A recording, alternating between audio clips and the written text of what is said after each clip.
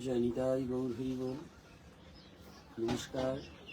আজ আমি লাইভে আসার কারণ হচ্ছে গতকাল সনাতনী সম্মিলিত জোটের মুখপাত্র চিন্ময় কৃষ্ণ দাসকে যেভাবে হ্যারাসমেন্ট করার জন্য এবং মামলা দায়ের করে তাকে অ্যারেস্ট করা হয়েছে ডিবি পুলিশ। সেই সুবাদে আজ আমার লাইভে আসা যে আমাদের এই সম্মিলিত সনাতনী জোটের পক্ষ থেকে যে যে কার্যক্রম আমরা করতে যাচ্ছি এটা অব্যাহত থাকবে না, আমরা চালিয়ে যাব। এবং আমি যেটা জেনেছি আজকে তাকে কোর্টে চালান করে দেবে।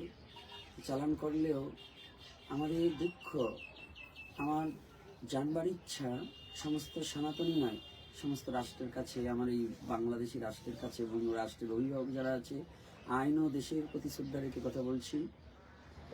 ইনি তো কোনো ডাকাত না, ইনি কোনো চোর না। তাহলে একে সাধারণ তুচ্ছ মামলা, রাষ্ট্রদ্রোহী মামলা, এটা তো কোনো মামলার মধ্যে নয় এবং সেটা ভুল প্রমাণিত হয়েছে।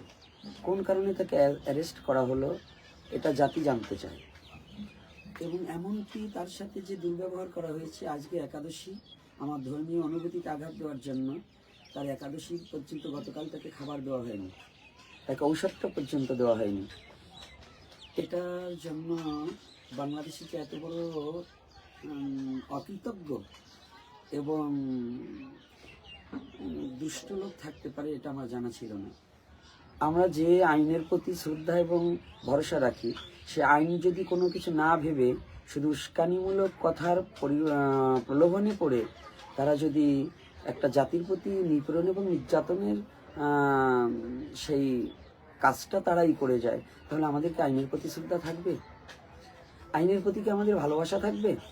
আমরা কি এদের প্রতি কোনো ভরসা রাখতে পারবো? পারবো না। তাহলে আমি আশা রাখবো অতি সত্বর আজকে দিনের মধ্যেই বিবেচনা করিয়া চিন্ময় কৃষ্ণ দাসকে অব্যাহতি দেওয়া হোক এবং সেই মামলা প্রত্যাহার করা হোক।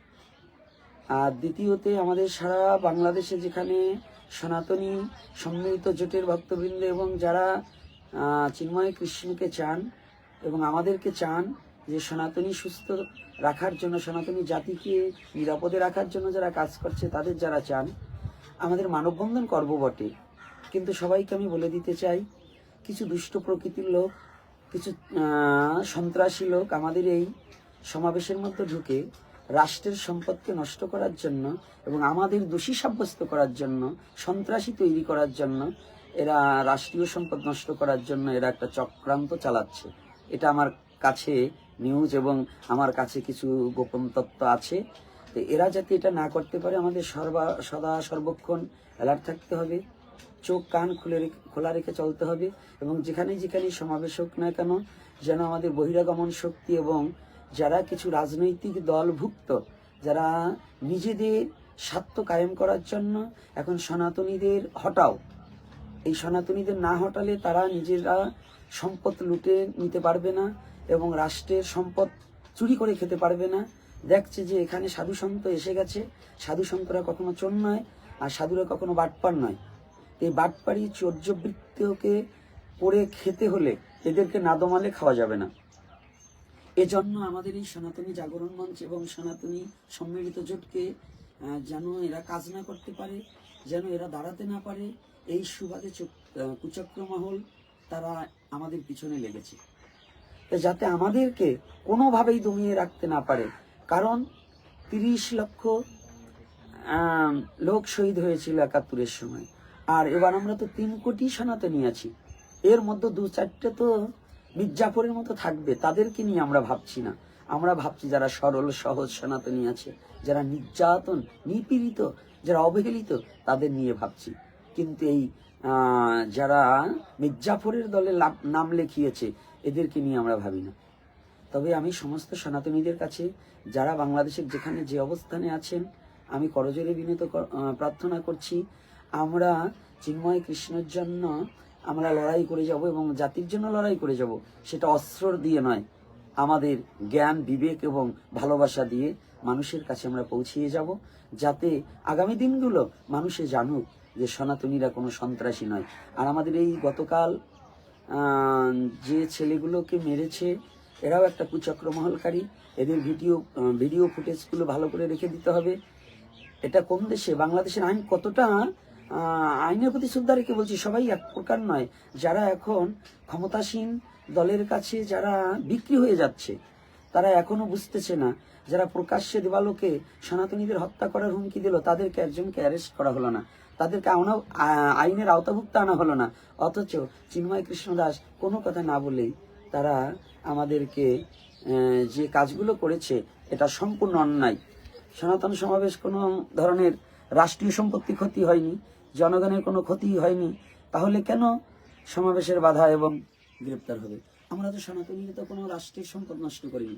রাষ্ট্রের সম্পদ যারা নষ্ট করছে, তারা আজকে সিংহাসনে কি করে বসে থাকে?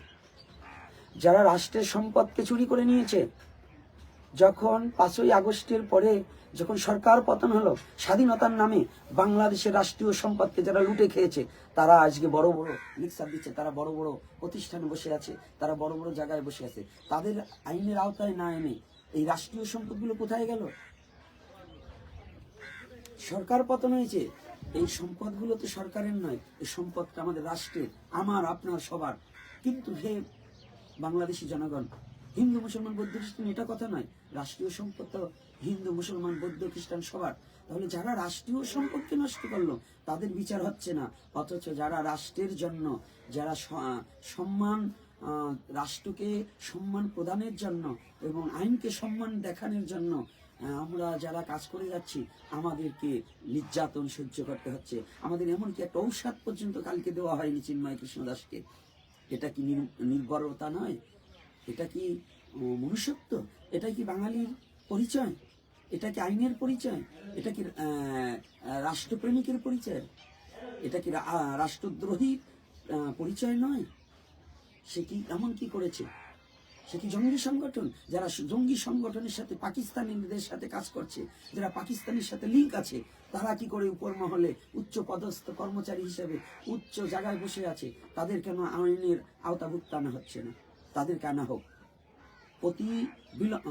অনতি বিলম্বে, কেবল অতি সত্বর চিন্ময় কৃষ্ণকে আমাদের এই মাঝে দিয়ে দেওয়া হোক এবং তার সমস্ত নিঃস্বার্থে তার সমস্ত মামলা প্রত্যাহার করা হোক। এবং যাদের নির্দেশে আমরাও এখনো কিছু পেয়ে গেছি, আমরাও যাচ্ছি, এবং সনাতনীদের মধ্যেও কিছু মির্জাফরের সৃষ্টি হয়েছে, এই মির্জাফরগুলোকেও জানিয়ে দিতে চাই, আজকে তুমি যাদের সাথে হাত মিলাতে যাচ্ছ এবং তোমরা হাত মিলিয়ে, যদি চিন্ময়ের সাথে ইস্কনের কোনো মনোদ্বন্দ্ব থাকে, সেটা ইস্কন নিজে গোপনে বসে মিটিয়ে নেবে। কিন্তু সনাতনীকে বিপদে ফেলার জন্য চিন্ময়কে পিছনে যদি কোনো ষড়যন্ত্র, যদি কোনো ইস্কনের সাধুরও থাকে, আমার ভাইয়েরও থাকে, তাহলে তাকেও কিন্তু ছাড় দেওয়া হবে না। এটাও কিন্তু এই জনগণ ছাড়বে না। জনগণ কিন্তু এটা কিন্তু তার প্রতি কিন্তু ক্ষুব্ধ হবে এবং সেটা কিন্তু আমরা ট্যাকেল দিতে পারবো না।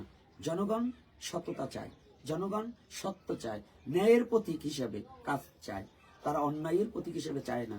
জনগণ এই বাংলাদেশকে, জনগণ চাইলে অনেক কিছু করতে পারে, জনগণের ঊর্ধ্বে কিছু নয়, এটা জেনে রাখবেন। একজন চিন্ময় কৃষ্ণকে, একজন গোপীনাথকে, একজন কুশল বরণকে হত্যাই নয় করে ফেলবেন, কিন্তু লাখো লাখো কোটি কোটি কুশল বরণ চক্রবর্তী, চিন্ময় কৃষ্ণ, গোপীনাথ দাঁড়িয়ে যাবে।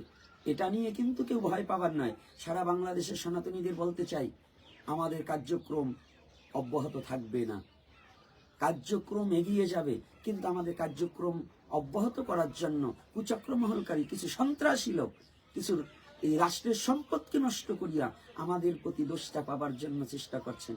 এটা যেন না হয়। প্রতিটা ছেলে মেয়ে, আমাদের ছেলে মেয়েদেরকে বলছি, বাবা, যেখানে যে থাকুক, নিরাপদে থাকুক, সুস্থ থাকুক, এবং যারা আমাদের প্রতি অন্যায় অত্যাচার করছে, অতি সত্ত্বর তাদের পতন হবেই, ভগবানের তরফ থেকে তাদের পতন করে দেবেই। এরা কোনোদিন, কোনো অন্যায়কারী কোনোদিন মাথা চারা দিয়ে দাঁড়াতে পারেনি। আমরা কোনো জনগণকে উস্কানি দিচ্ছি না, আমরা ন্যায্য অধিকার দাবিরার্থে আমরা রাজপথে নেমেছি। সাধু সন্তের ছেলে মেয়ে নেই। আর যারা রাজপ্রাসাদ করছে, যারা গাড়ি করছে, বাড়ি করছে, আমাদের এমন কোনো বাড়ি গাড়ি নেই। আসুন, দুদক লাগিয়ে দিয়ে আমাকে চেক করা হোক।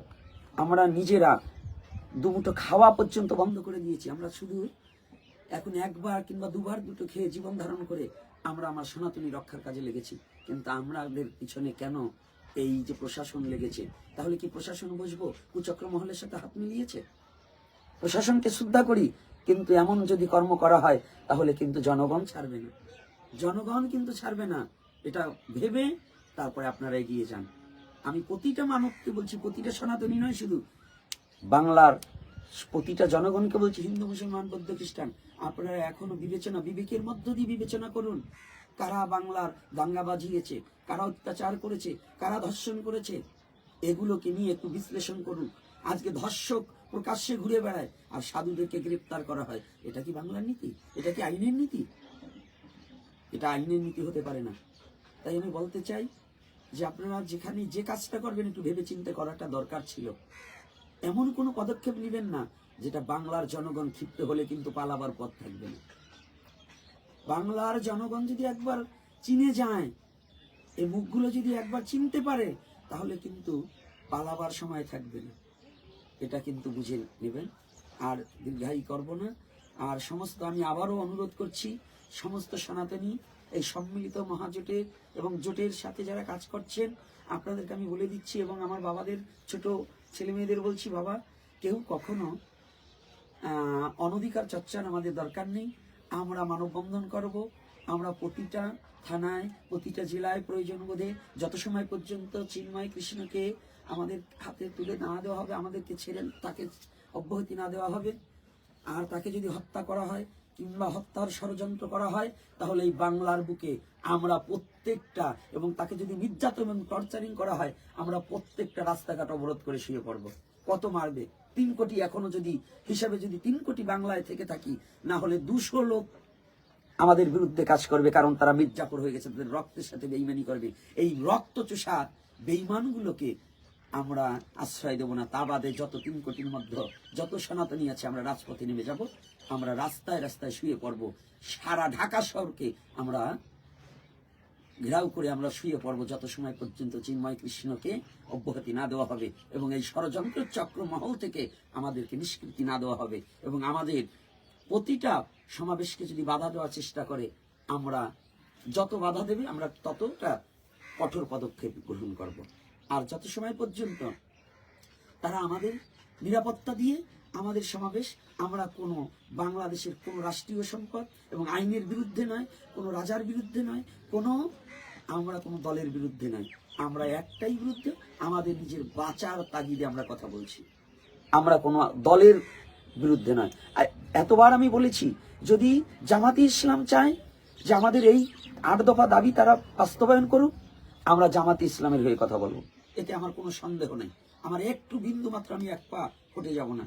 কিন্তু যত সময় পর্যন্ত এই বাংলার বুকে ক্ষমতাসীন দল আমাদের নিরাপত্তা দিতে পারবে না, আমরা সে দলের কথা বলবো না এবং সে দলের সাথে আমরা কোনো মিট হতে পারবো না।